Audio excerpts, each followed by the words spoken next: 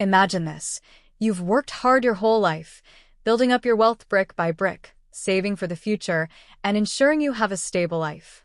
But then, life throws a curveball in the form of someone you thought you could trust, your wife.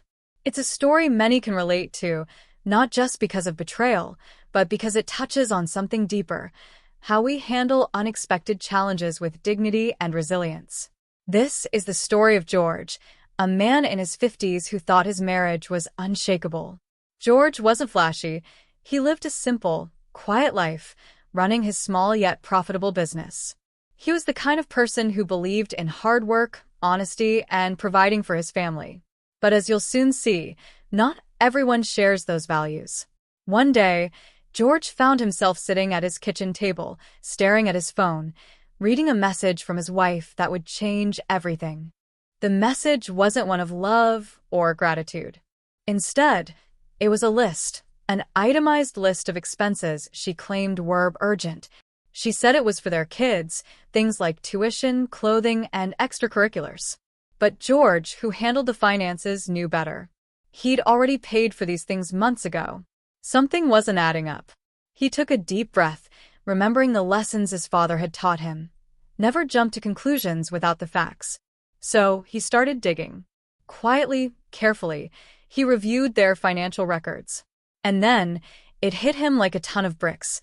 The transactions, the withdrawals, they didn't match their family's needs. She'd been funneling money into a separate account. And this wasn't just a small stash, it was tens of thousands of dollars.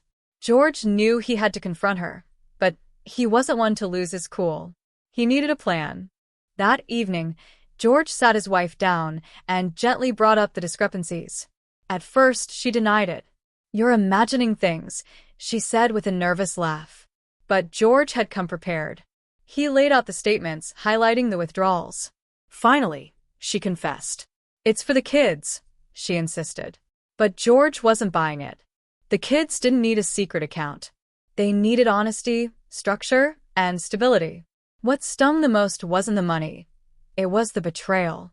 George had worked tirelessly to build their life together, and now this? But instead of yelling or making accusations, George decided to turn this into a moment of clarity, not just for her, but for himself. The next morning, George took some time to reflect. He went for a long walk, thinking about his next steps. He wasn't just upset, he was determined. Determined to protect his kids, his hard-earned wealth, and his peace of mind. Sometimes, he thought, when life tests you, it's an opportunity to show your strength. He decided to meet with a financial advisor to secure his assets. He also consulted a lawyer, not to escalate matters, but to understand his rights. Knowledge is power, and George wasn't going to let emotions cloud his judgment. When George came home that evening, his wife was waiting for him. She had a new demand. "If you don't give me access to the accounts," she said, "you'll regret it." Her tone was sharp, almost threatening. But George didn't flinch. He'd already moved his savings into a trust, ensuring that every penny went toward his kids' future. Calmly, he looked her in the eye and said, "This isn't about me versus you. It's about doing what's right for the family." His wife was taken aback. She expected anger, but George's composure threw her off balance. Little did she know, George had one more surprise up his sleeve. A few days later, George invited her to a meeting with a financial counselor. It wasn't to shame her, but to lay everything out transparently. He explained how the trust worked, how the kids' expenses would be covered, and how he planned to move forward, fairly but firmly. She was speechless.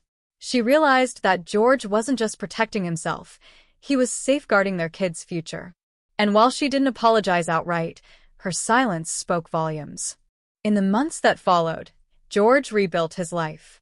He focused on his business, spent quality time with his kids, and even started mentoring young entrepreneurs.